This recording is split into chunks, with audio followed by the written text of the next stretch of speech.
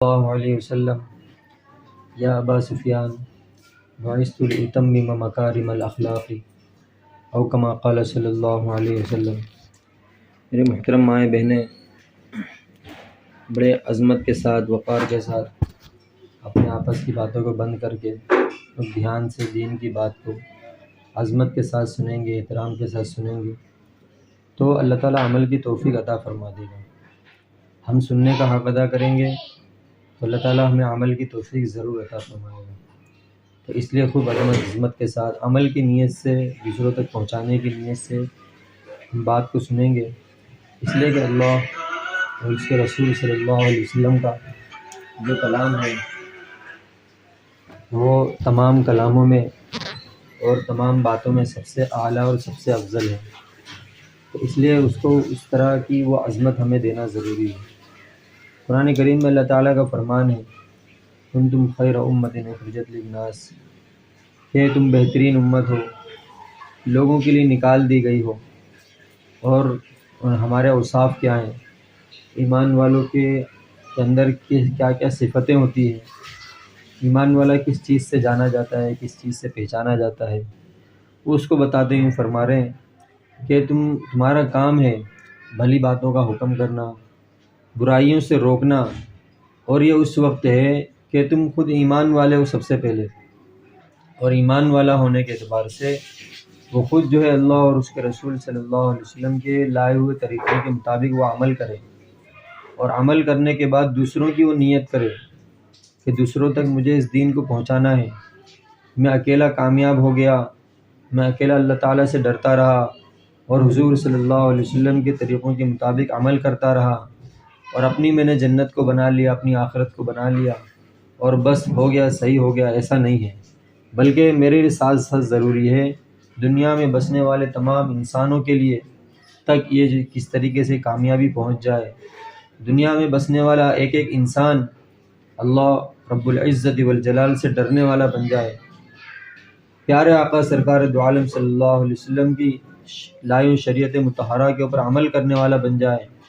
اور نبی کریم صلی اللہ علیہ وسلم کی محبت اس کے دل میں پیوست ہو جائے، اور ایسی پیوست ہو کہ وہ عمل کے اوپر کھڑا ہونے والا بن جائے، اعمال کے اوپر وہ آ جائے کہ جو ایمان اور یقین اس کے دل کے اندر ہے وہ یقین اسے اعمال کے اوپر لا کر کے کھڑا کر دے۔ ہر مرد و عورت کے لیے ضروری ہے کہ سب سے پہلے اللہ اور اس کے رسول اللہ رب العزت والجلال کا خوف دلوں کے اندر پیدا ہو، اور حضور صلی اللہ علیہ وسلم کی محبت جو ہے پیدا ہو کہ آقا صلی اللہ علیہ وسلم جب مکہ مکرمہ میں تشریف لائے اور جب نبوت کا اعلان ہوا تو اس وقت میں آقا صلی اللہ علیہ وسلم کی بات کو ماننے والا کوئی نہیں تھا۔ پھر دھیرے دھیرے جس نے بات کو مانا ہے وہ سراسر پریشانیوں کے اندر رہے اور مصیبتوں کے اندر رہے، حالانکہ ان کی کوئی غلطیاں نہیں تھی۔ جو حضرات صحابہ ایمان لاتے ان کے ساتھ کیا کیا سلوک ہوا کرتا تھا، کیسا کیسا ان کے ساتھ برتاؤ ہوا، گرم گرم ریت پر لٹائے جا رہے ہیں، اور اسی طریقے سے چٹان ان کے اوپر رکھی جا رہی ہے، چادر میں لپیٹ کر گھسیٹا جا رہا ہے۔ ارے یہی لوگ کچھ دنوں پہلے رشتہ دار سمجھے جاتے تھے، کچھ ہمارے غمخوار کہلائے جاتے تھے، آپس میں رہنا سہنا اٹھنا بیٹھنا ہوا کرتا تھا۔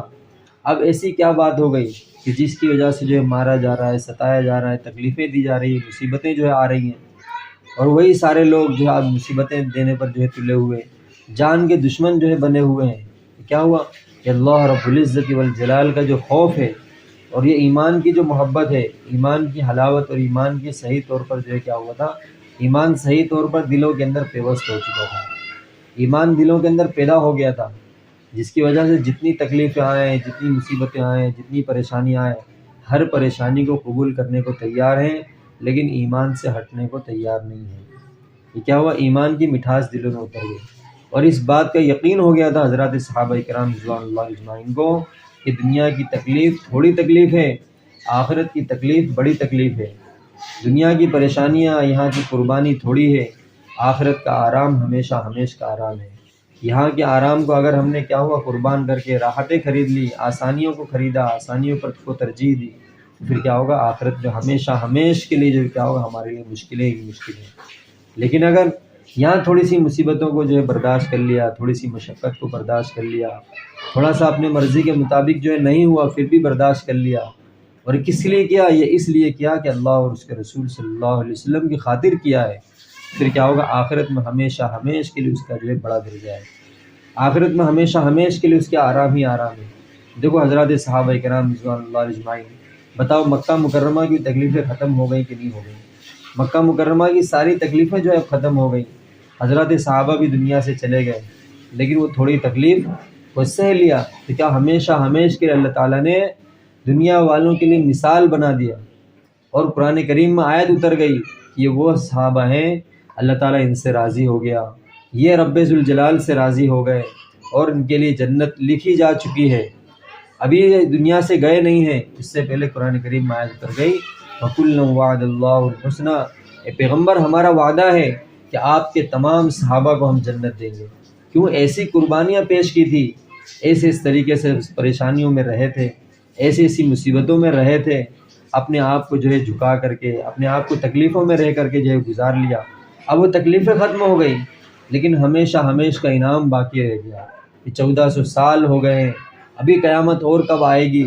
وہاں تک جو ہے اپنے قبروں میں یہ لوگ کیا ہیں،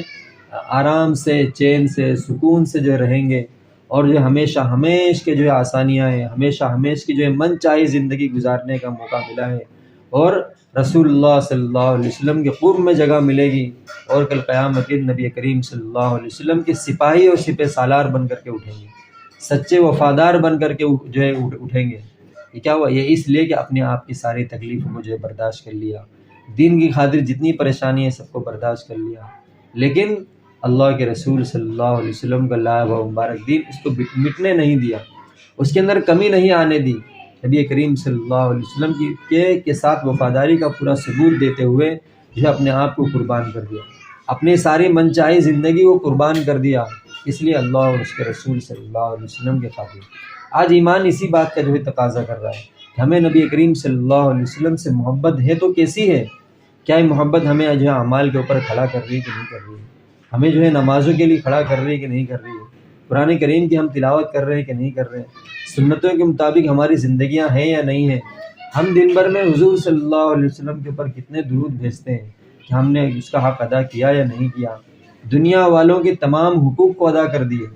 ہمارے پڑوسیوں کا حق کیا ہے، ہمارے گھر کے بڑوں کا حق کیا ہے، چھوٹوں کا حق کیا ہے، معاشرے کا ہم پر حق کیا ہے، ہمارے رشتہ داروں کا ہم پر کیا حق ہے، سب کے حقوق کو ادا کرتے کرتے کرتے کرتے کیا ہوا؟ زندگیاں ختم ہو رہی ہیں، اور کاروبار میں کتنا ہمیں رہنا ہے، کتنا نہیں رہنا ہے، اور یہ سارے لوگوں کا جو ہے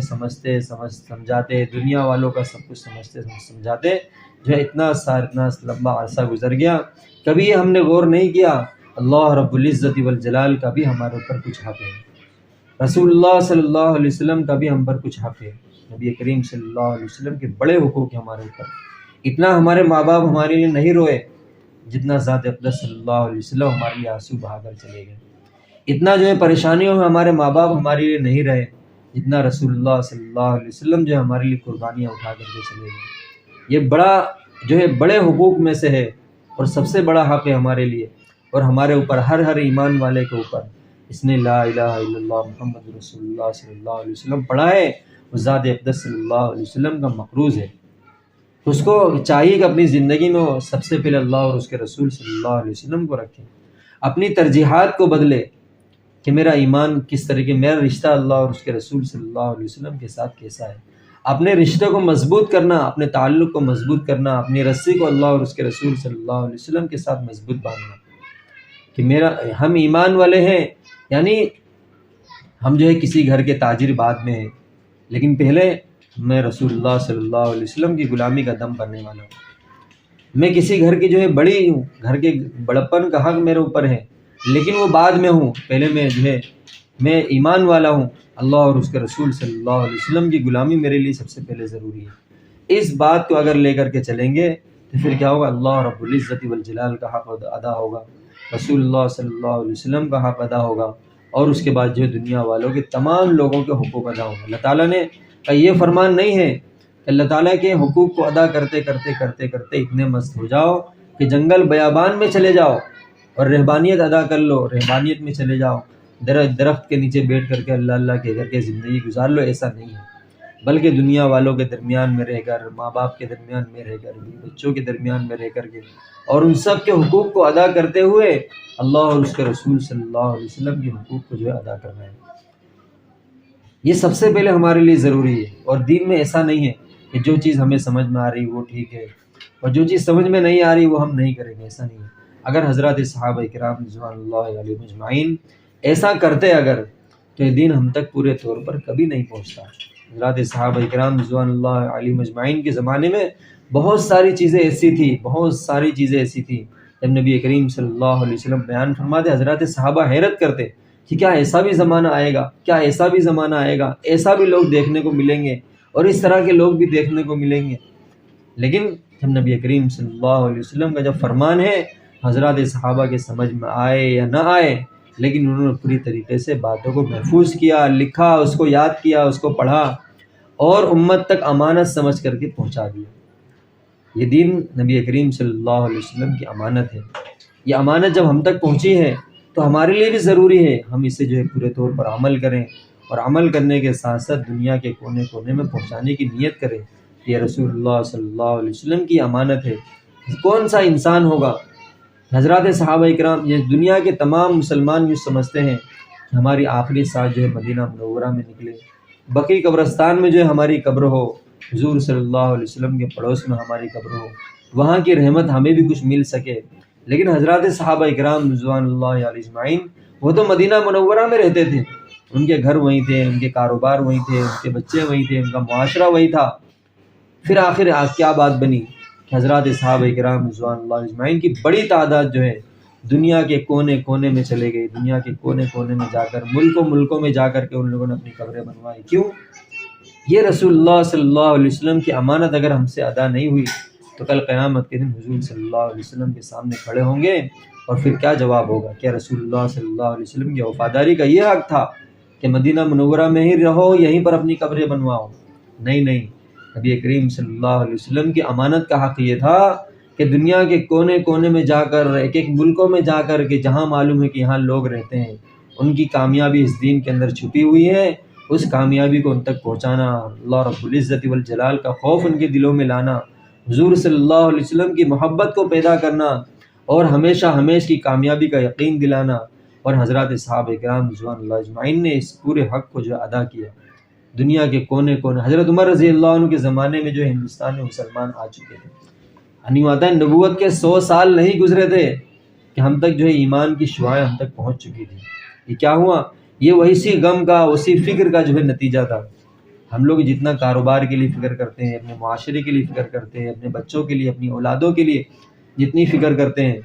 اتنا دین کے لیے اگر فکر کیے ہوتے، اتنا دین کے بارے میں سوچا ہوتا، اللہ کے رسول صلی اللہ علیہ وسلم کے حقوق کے بارے میں سوچا ہوتا، تو اتنی ساری سنتیں ہم سے نہیں چھوٹ رہی ہوتی، اتنے فرائض ہم سے نہیں چھوٹ رہے ہوتے۔ مدینہ منورہ میں مورخین نے لکھا ہے کہ حضرات صحابہ کرام رضوان اللہ علیہ اجمعین کی تعداد تقریباً 1.25 لاکھ کے قریب پہنچتی ہے۔ 1 لاکھ 1.25 لاکھ کے قریب صحابہ کی تعداد جو ہے پہنچتی ہے۔ لیکن مدینہ منورہ کا حال یہ تھا کہ وہاں پر ایک بے نمازی نہیں تھا، ایک بھی بے نمازی مدینہ منورہ کے اندر نہیں تھا، یہ حال تھا۔ اور ایمان والے تو ٹھیک ہے، حضرات صحابہ کرام رضوان اللہ علیہ اجمعین پورے طور پر جو ایک بے نمازی نہیں تھا، لیکن یہاں یوں لکھا ہے یہاں تک کہ منافقین کی بھی ہمت نہیں ہوتی تھی کہ نماز کو چھوڑ دیں۔ مسجد نبی میں آ کر کے صف اولیٰ کی وہ لوگ پابندیاں کیا کرتے، جبکہ وہ اندر سے ایمان والے نہیں ہیں، نفاق ان کے کی مہر لگ چکی ہے، نفاق کی مہر لگ چکی ہے کہ حضور صلی اللہ علیہ وسلم کو بتانے کے لیے صرف لوگ مسلمان ہیں، اندر سے لوگ مسلمان نہیں ہیں۔ حضور صلی اللہ علیہ وسلم کی باتوں کو سن کر کے جا کر کے یہ کفار اور مشرکین ان لوگوں میں جا کر کے بتاتے ہیں، اور حضور صلی اللہ علیہ وسلم کے خلاف سازشیں کرتے ہیں۔ اندر سے ایمان ان کے دلوں میں ابھی نہیں آیا ہے، یہ حضور اکرم صلی اللہ علیہ وسلم کو دھوکہ دینے کے لیے سب مسلمان بنے ہوئے، جبکہ یہ دھوکہ دینا کس کو ہے؟ قرآن کریم میں آیت اتری یخادعون اللہ وہو خادعون، یہ لوگ اللہ تعالیٰ کو دھوکہ دینا چاہتے ہیں، دھوکے میں حقیقی طور پر وہ لوگ خود ہیں۔ اللہ اور اس کے رسول صلی اللہ علیہ وسلم کو سب معلوم ہے کہ کون دھوکہ دینے کے لیے آیا ہے، کون دھوکہ دینے کے لیے نہیں آیا ہے، کون اندر سے مسلمان ہے، کون باہر سے دکھانے کے لیے ہوا ہے۔ یعنی ان کی بھی ان لوگوں کی ہمت نہیں ہوتی تھی، اور جو ہے غیر ایمان والوں سے زیادہ سخت عذاب ان منافقین کا ہے کہ انہیں حضور صلی اللہ علیہ وسلم کی مجلس ملتی تھی، نبی کریم صلی اللہ علیہ وسلم کو قریب سے دیکھتے تھے، اس کے باوجود دکھانے کے لیے ایمان لائے، دھوکہ دینے کے لیے ایمان لائے، اندر دلوں کے اندر ان کا نہ ایمان لانے کا ارادہ ہے، نہ وہ لوگ ایمان لائے ہیں، نہ ایمان پر چلنا چاہتے ہیں، نہ اللہ اور اس کے رسول صلی اللہ علیہ وسلم کے طریقوں پر چلنا چاہتے ہیں، صرف مسجد نبی میں حاضری پرانے آتے ہیں۔ تو ان کی بھی ہمت نہیں ہوتی تھی کہ نماز کو چھوڑ دیں، جبکہ وہ نماز انہیں کسی قسم کا کوئی فائدہ نہیں دینے والی ہے۔ ایمان والا ہے، اللہ اور اس کے رسول صلی اللہ علیہ وسلم کی غلامی کا دم بھرنے والا ہے،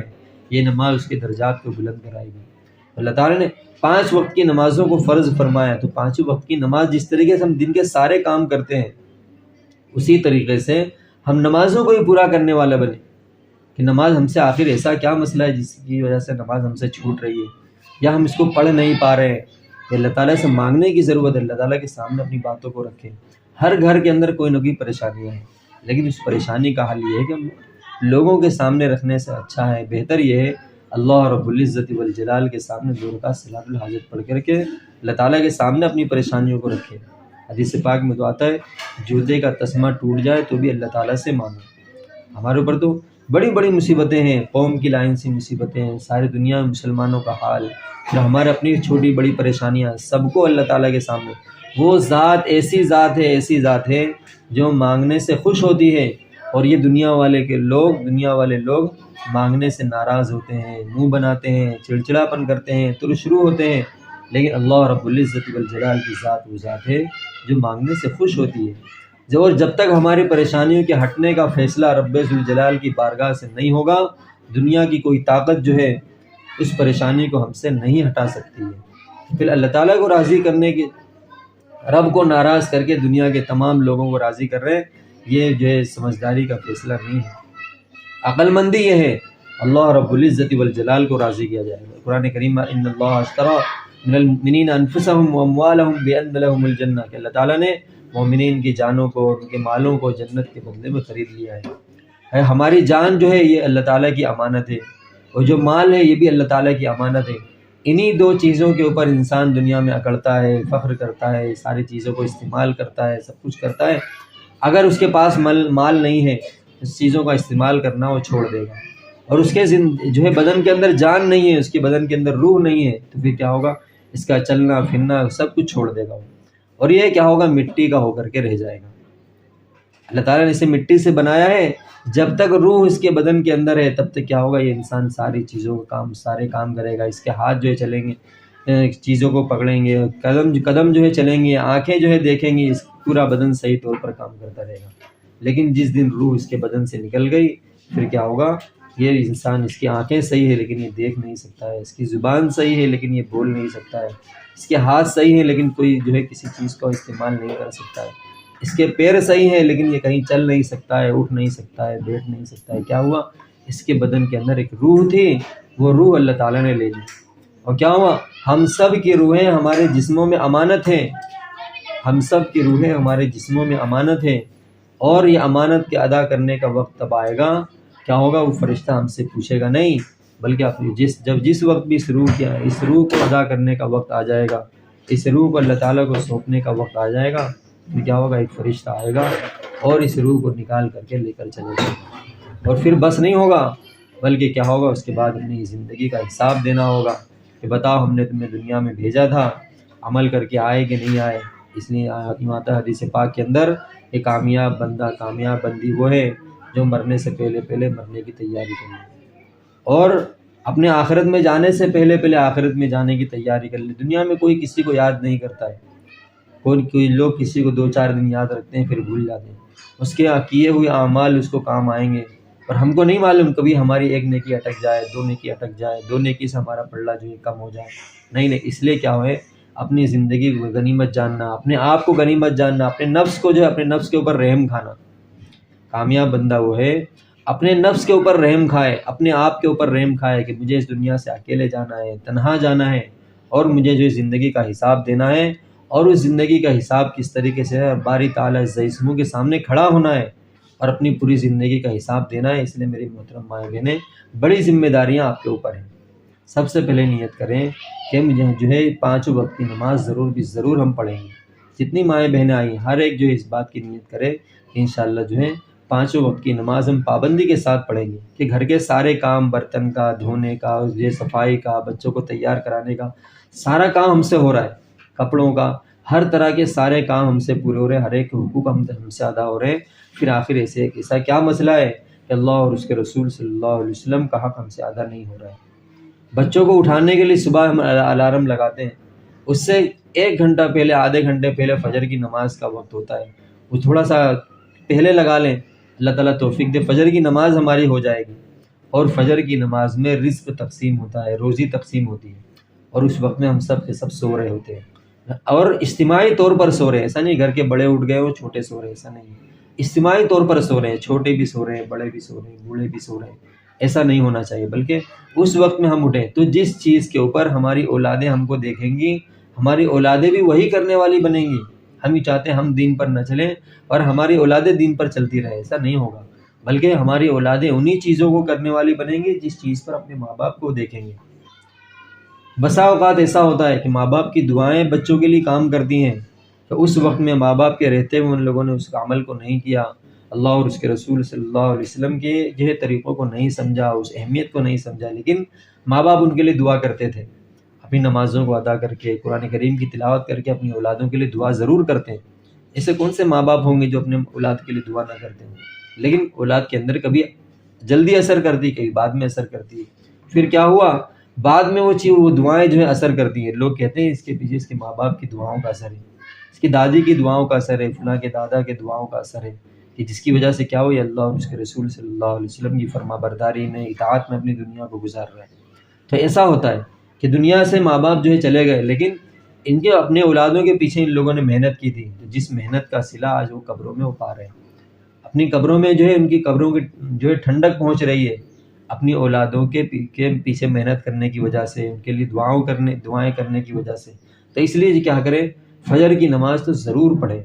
تھوڑا سا اور جلدی اگر اٹھ جائیں تو فجر کی نماز کے ساتھ ساتھ کچھ نہ کچھ قرآن کریم کو پڑھنے کی توفیق مل جائے گی، پھر اس کے بعد سارے کام کو کریں، تو پھر کیا ہوگا، جس دن ہم نے فجر کی نماز پڑھی، آپ دیکھنا سارا دن اس طریقے سے نورانیت کے ساتھ آپ کا گزرے گا،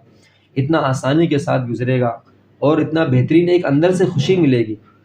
کیونکہ اس لیے حدیث پاک کے اندر آتا ہے، جو شخص جو ہے بندہ یا بندی صبح سویرے مسجد کی طرف جاتا ہے تو اس کے ہاتھ میں ایمان کا جھنڈا ہوتا ہے،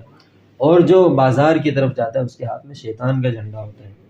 ہم لوگ اللہ اور اس کے رسول صلی اللہ علیہ وسلم کے نام سے، عبادت سے جو ہے اپنے دن کی جو ہے صبح کریں، اپنے دن کی شروعات کریں۔ اور اس کے بعد جو ہے دوسرا سب سے بڑا کام یہ ہے کہ پہلا تو نمازوں کی پابندی ہے، کہ نمازوں کی پابندی ہم ضرور کریں گے، تاکہ اس میں ہمارے اولادوں کی تربیت بھی ہے۔ اولاد جس چیز کو دیکھیں گی، اور ماں باپ جو ہے اولادوں کی سب سے پہلی تربیت جو ہے ان کے مائیں کرتی ہیں، ماؤں کے لیے ضروری اپنی اولاد کے اوپر رحم کرے، اپنے آپ کے اوپر رحم کرے، اپنی اولادوں کے اوپر رحم کریں، کہ اپنی اولادوں کو سمجھانا، ان کو سکھانا، ان کو نماز کی طرف لانا، ان کو اللہ تعالیٰ کا خوف ان کے دلوں میں ڈالنا، رسول اللہ صلی اللہ علیہ وسلم کی جو ہے محبتیں ان کے دلوں کے اندر ڈالنا، کسی بھی چیز کو اللہ تعالیٰ سے مانگنا سکھانا۔ ہمیں نماز پڑھتا ہوا دیکھیں گے تو اولادیں نماز پڑھنے والی بنیں گی۔ اور اس کے بعد دوسرا کام یہ ہے قرآن کریم کی تلاوت۔ قرآن کریم جو ہے اللہ تعالیٰ کا کلام ہے، اور بہترین کلام اللہ تعالیٰ کا کلام ہے، قرآن کریم کو پڑھیں، بے شمار صورتیں، اتنی اچھی صورتیں ہیں، اس کو پڑھیں، ایک لفظ کے اوپر جو ہے 10 گنا ثواب مل رہا ہے، اور قرآن کریم کو ہم نے صرف طاق میں رکھنے کے لیے جمع کیا ہوا ہے، ایسا نہیں ہونا چاہیے، بلکہ پہلے زمانے میں ایسا ہوتا تھا، جس گلی سے گزر جاؤ تلاوت کی جو آوازیں آتی تھی، آج جس گلی سے گزر جاؤ آپ لوگوں کو بتانے کی ضرورت نہیں کس چیز کی آواز آتی ہے، لیکن یہ ماحول زندہ کرنے سے ہوگا، ہم جو ہے قرآن کریم کی تلاوت کرنے والے بنیں، ہم تلاوت کریں گے، ہمارے جو ہے بچے بھی تلاوت کرنے والے بنیں گے۔ اور دوسری چیز یہ ہے کہ قرآن کریم کسی زمانے میں جب ہم پڑھتے تھے پھر کیا ایک پارے کو ہم کتنی جلدی پڑھ لیتے تھے، 20 منٹ میں، 25 منٹ میں، آدھے گھنٹے میں ایک پارہ پڑھ لیتے تھے۔ اب اس میں بہت ساری مائیں بہنیں ایسی ہوں گی جن لوگوں کا جو ہے 1 مہینہ ہو گیا قرآن شریف کو ہاتھ نہیں لگایا، 2 مہینے ہو گئے، سال ہو گئے قرآن کریم کو ہاتھ نہیں لگایا، اب وہ قرآن کریم کو اٹھا لیں، اور جس رفتار سے، جس تسلسل سے پہلے پڑھتے تھیں، اب وہ اس رفتار سے اب وہ قرآن کریم کو نہیں پڑھ سکتی ہیں، الفاظ آپ کی زبان پر نہیں چڑھیں گے. کیوں؟ جب آپ نے قرآن کریم کو چھوڑ دیا تو قرآن کریم آپ کا محتاج نہیں ہے، وہ بھی آپ کو چھوڑ دے گا،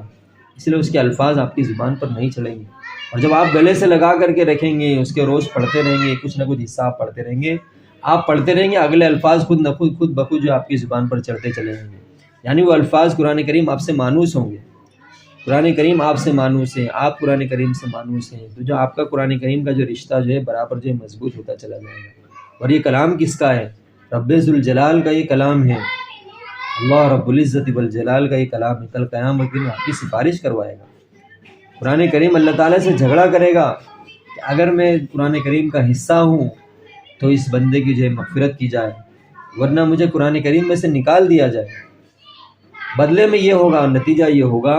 کہ قرآن کریم کا وہ حصہ جو ہے قرآن کریم سے نکالا نہیں جائے گا، لیکن نتیجے میں ہماری جو ہے بخشش ہو جائے گی، ہماری جو ہے مغفرت ہو جائے گی. ہم جو اللہ تعالیٰ سے اپنی سفارش کریں ایسا حق ہم نہیں رکھتے ہیں، اتنی طاقت ہمارے اندر نہیں ہے. لیکن قرآن کریم کے اندر اتنی طاقت ہے کہ ہماری بخشش کرا سکتا ہے، ہماری مغفرت کرا سکتا ہے. اس لیے قرآن کریم کو جو ہے اپنے سینے سے لگانے کی ضرورت ہے. اور اس کے بعد تیسرا بڑا کام یہ ہے کہ گھر میں بہت سارے گھر ایسے جس میں 5 ممبر ہیں، کسی میں 10 ممبر ہیں، کسی میں 15 ممبر ہیں، اور اس سب کے سب تو آئے نہیں ہیں. ابھی اجتماع یہاں پر ہو رہا ہے، سب کے سب تو آئے نہیں ہیں. کچھ لوگ گھر کے کسی 10 ممبر ہیں تو 1-2 لوگ آئے ہوں گے. تو کہنے کا حاصل یہ ہے کہ جس وقت گھر میں سب کے سب لوگ جمع ہوں. بہت سارے لوگ گھرانے ایسے ہیں جس میں رات میں سب جمع ہو جاتے ہیں، بہت سارے گھرانے ایسے ہیں جس میں صبح میں سب لوگ جمع رہتے ہیں، دوپہر میں جمع رہتے ہیں. تو جس وقت میں بھی سب جمع ہوں، فضائل اعمال کتاب لائیں اور اس میں سے کچھ نہ کچھ حصہ پڑھنا شروع کریں. 5 منٹ کی تعلیم کریں، 10 منٹ کی تعلیم کریں. گھر کی برائی کو ہٹانے کا راستہ جو بزرگان دین بتاتے ہیں، وہ دین کے راستے سے جو ہے ہٹانا پڑے گا. ہم چاہتے ہیں برائی کو برائی کے ذریعے سے ختم کیا جائے، ایسا نہیں ہوگا، بلکہ اندھیرے کو ختم کرنا ہے. اس کے لیے اجالا آپ کر دو، اندھیرا خود بخود ختم ہو جائے گا. اس کے لیے راستہ یہ ہے کہ ہم جو ہے اپنے گھروں کے اندر تعلیم کرنا شروع کریں، فضائل اعمال کتاب لائیں، روزانہ تسلسل کے ساتھ بلا ناغہ 5 منٹ کی تعلیم کریں. ابھی جو آدھے گھنٹے کا یہ اجتماع ہوا، اجتماع کے اندر کتنی باتیں آپ کے سامنے آئیں گی؟ زیادہ تر باتیں تو نہیں آئیں گی کہ جو ہے حضرات صحابہ نے کس طریقے کی صبح ہوتی تھی، کیسے شام ہوتی تھی، ان کے ساتھ کیا کیا واقعات گزرے،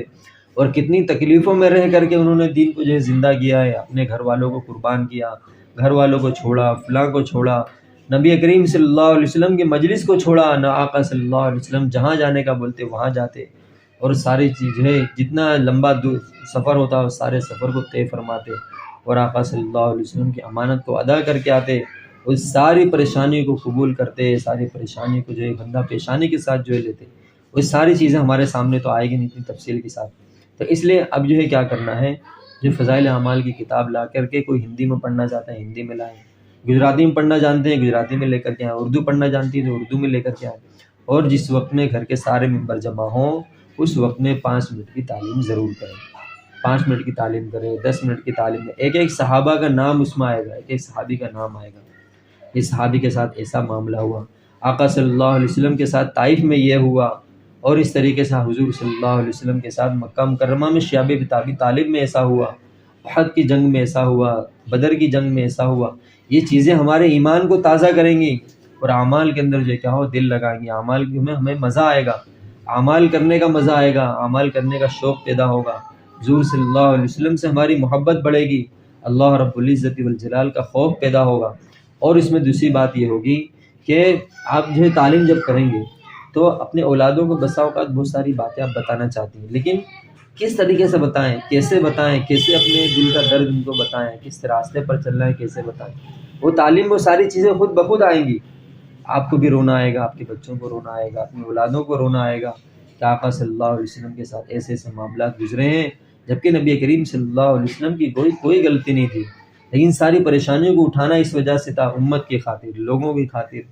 قیامت تک آنے والے لوگوں کے لیے ساری تکلیفیں اٹھا رہے تھے کہ کوئی بھی آنے والا یہ نہ کہہ سکے کہ حضور صلی اللہ علیہ وسلم جو ہے کوئی تکلیف آرام سے عیش و آرام میں رہ کر کے چلے گئے اور ہم کو پریشانی میں چھوڑ دیا. نہیں، ہماری پریشانیوں کے سامنے اگر ہم حضور صلی اللہ علیہ وسلم کی زندگی کو پڑھیں گے تو ہماری تکلیف چھوٹی تکلیف ہو جائے گی،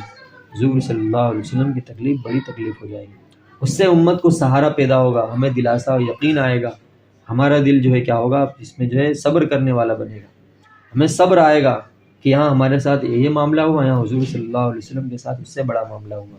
حضرات صحابہ کرام رضوان اللہ علیہ اجمعین کے ساتھ اس سے بڑا معاملہ ہوا۔ اپنے بچوں کو سکھا سکتے ہیں، اپنی اولادوں کی تربیت جو ہے کر سکتے ہیں۔ اپنی اولادوں کو کھلا پلا کر کے بڑھانا، ان کی پرورش کرنا اصل چیز نہیں ہے،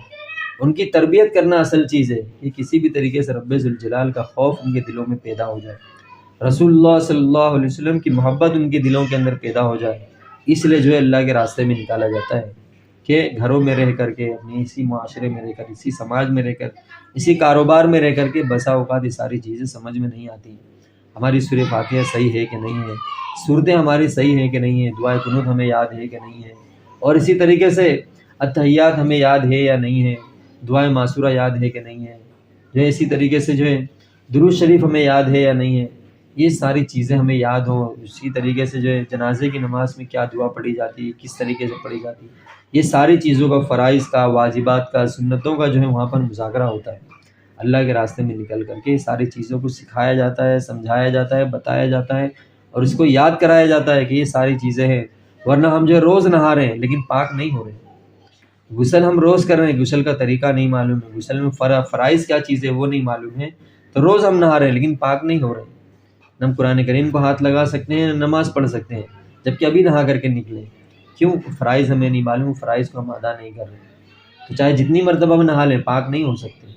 اس لیے ان فرائض کو ادا کریں گے، اس اعتبار سے جو ہے اپنے غسل کو کریں گے، تب کیا ہوگا؟ ہم پاک بھی ہو گئے، صاف بھی ہو گئے۔ اب جو ہے قرآن کریم کو بھی ہم جو ہے پڑھ سکتے ہیں، تلاوت کر سکتے ہیں، نمازوں کو بھی پڑھ سکتے ہیں، ساری چیزیں کر سکتے ہیں، لیکن وہ طریقہ تو ہمیں معلوم ہونا چاہیے کہ جو سورہ فاتحہ ہماری صحیح نہیں ہے، ہمارے کلمات صحیح نہیں ہیں، اور اسی طریقے سے دعائے قنوت ہمیں یاد نہیں ہے۔ ہم بھی تو روزانہ پڑھ رہے ہیں لیکن دعائے قنوت یاد نہیں ہے، کیسے پڑھیں؟ تو اس لیے جو اللہ کے راستے میں جو ہے نکالا جاتا ہے۔ اللہ کے راستے میں نکلے 3 دن کے لیے، 10 دن کے لیے، مسورات کی جماعتیں جو ہے نکلتی ہیں، تو تھوڑا تھوڑا وقت ہمارا نکلتا رہے گا، چیزیں یاد کرتے رہیں گے، شوق پیدا ہوگا، اور دنیا کی محبت غیر محسوس طریقے سے ہمارے دلوں سے نکلے گی، اور غیر محسوس طریقے سے اللہ اور اس کے رسول صلی اللہ علیہ وسلم کی محبت، آخرت کی محبت، قبر کی، حشر کی، جو ہے جنت کی، اور جو ہے پل صراط کی، ساری چیزیں ہمارے، اس کا یقین ہمارے دلوں میں پیدا ہوگا۔ نبی کریم صلی اللہ علیہ وسلم کے قریب میں جگہ ملے گی کل قیامت کے دن سنتوں پر عمل کر کے جائے گا۔ تو اس لیے اللہ کے راستوں میں جو ہے نکالا جائے، جتنا اللہ اور اس کے رسول صلی اللہ علیہ وسلم کو سنیں گے، بولیں گے، اور جو ہے سوچیں گے اور اس کو دیکھیں گے، تو پھر کیا ہوگا؟ یہ چیز ہمارے دلوں میں اترے گی، رسول اللہ صلی اللہ علیہ وسلم کی محبت جو ہے صحیح معنوں میں ہمارے دلوں میں اترے گی،